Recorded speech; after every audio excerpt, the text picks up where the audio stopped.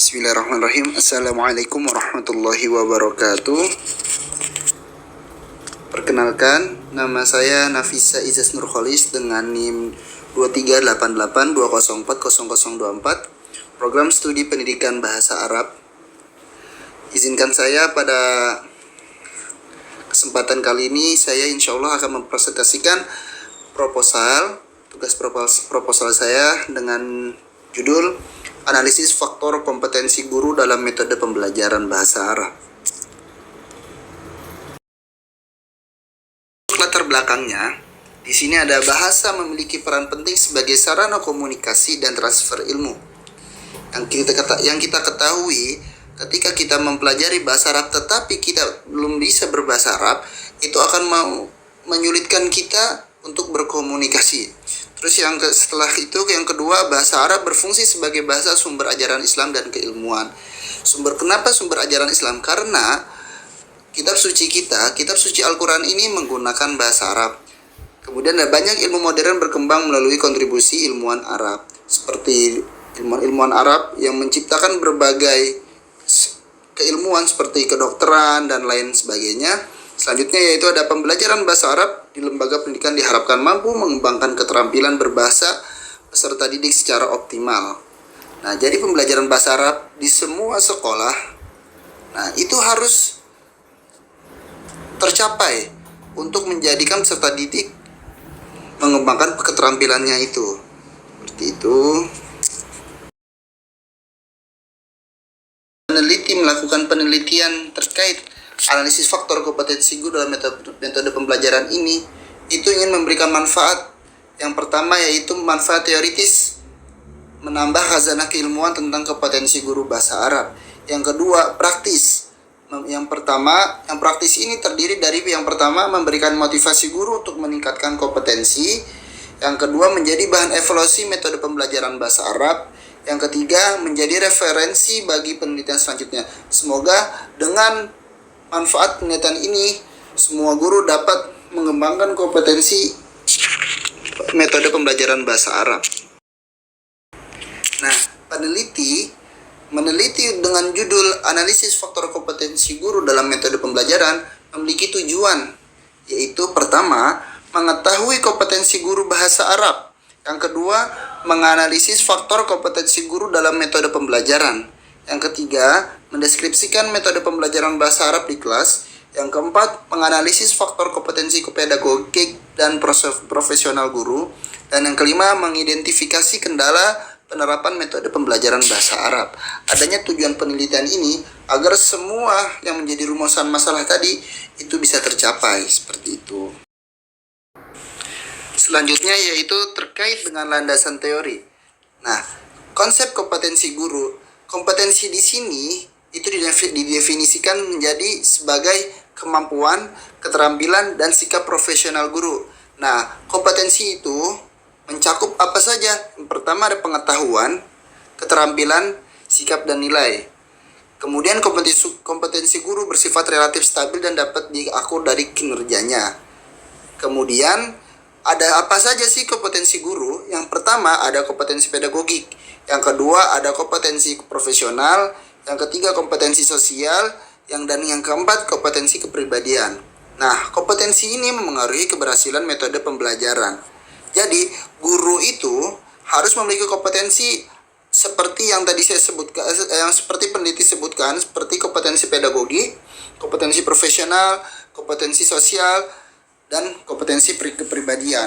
Kalau ingin menjadi guru yang profesional, semua kompetensi tadi itu harus kita kembangkan dan harus kita miliki. Baik, selanjutnya yaitu pembahasan terkait metode belajar dalam bahasa Arab. Pertama, di sini ada metode qawaid dan terjemah. Nah, metode qawaid dan terjemah ini yaitu metode yang menekankan penguasaan kaidah nahwu shorof dan kemampuan menerjemahkan teks bahasa Arab ke bahasa ibu. Nah, cirinya yaitu fokus membaca dan menulis, sedikit berbicara. Jadi yaitu kita memahami terkait gramatikal bahasa Arab tersebut. Nah, contohnya, siswa mempelajari kaidah fi'il madi, lalu menerjemahkan teks Arab ke bahasa Indonesia. Seperti itu. Kemudian Kemudian yaitu ada metode mubasyarah atau metode langsung. Nah, metode yang mubasyarah ini adalah metode yang menggunakan bahasa Arab secara langsung tanpa terjemah. Cirinya banyak latihan berbicara dan mendengar. Contoh, ketika guru menunjukkan buku sambil berkata, "Hadza kitabun," dan siswa menirukan. Seperti itu. Yang ketiga, yaitu ada metode audiolingual. Nah, metode ini itu menekankan latihan mendengar dan menirukan secara berulang-ulang untuk membentuk kebiasaan bahasa. Nah, cirinya itu dengan drilling atau dialog hafalan ataupun mendengar dari prasarana seperti soundbox seperti itu. Nah, contohnya siswa mendengarkan dialog Arab lalu mengulanginya bersama-sama. Yang keempat yaitu ada metode membaca. Nah, metode ini memfokuskan pada kemampuan membaca dan memahami teks. Nah, metode membaca ini mempunyai ciri yaitu kosakata dan pemahaman bacaan lebih diutamakan. Contoh dari metode membaca ini yaitu siswa membaca teks Arab lalu menjawab pertanyaan isi bacaan tersebut.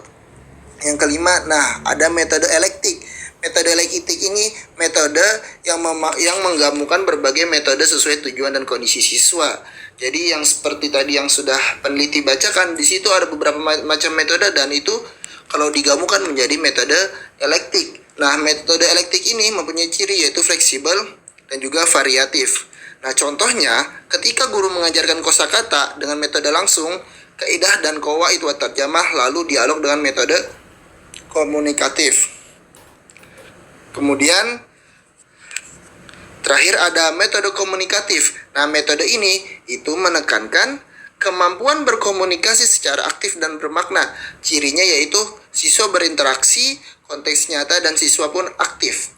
Nah, contohnya siswa melakukan percakapan atau muhadasah jual beli sederhana dalam bahasa Arab. Penelitian ini bertempat di SMP IT Asyukriyah tahun ajaran 2025 dan 2026 semester ganjil, dan yang menjadi objeknya yaitu guru yang mengajar di pelajaran bahasa Arab.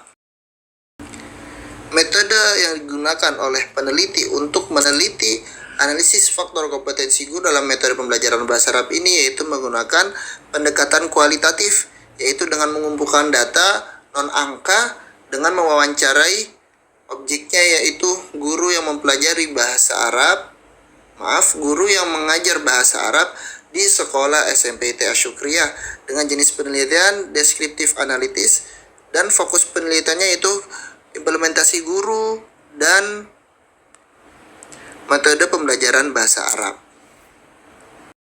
Baik, untuk kesimpulannya yaitu pertama ada kompetensi guru merupakan faktor kunci keberhasilan bahasa Arab. Karena ketika guru yang profesional atau yang tidak memiliki kompetensi itu sangat sulit untuk menyampaikan materi agar materi tersebut tersampaikan dengan baik terhadap siswa tersebut. Kemudian yang kedua yaitu diperlukan pengembangan kompetensi guru agar pembelajaran lebih efektif dan komunikatif. Nah, di sini peneliti melihat bahwasannya jika guru mengembangkan kompetensi, pembelajaran itu akan menjadi sangat aktif, efektif dan komunikatif, menjadikan materi yang disampaikan itu tersampaikan dengan baik. Yang ketiga, di sini yaitu metode pembelajaran yang tepat meningkatkan motivasi dan keterampilan berbahasa Arab. Nah, ketika kita pembelajaran, metode pembelajaran tersebut jika kita menggunakannya dengan tidak tepat, itu akan sulit materi yang disampaikan oleh guru ini tersampaikan dengan baik. Mungkin itu saja yang dapat peneliti sampaikan. Syukran, jazakumullah khair. Assalamualaikum warahmatullahi wabarakatuh.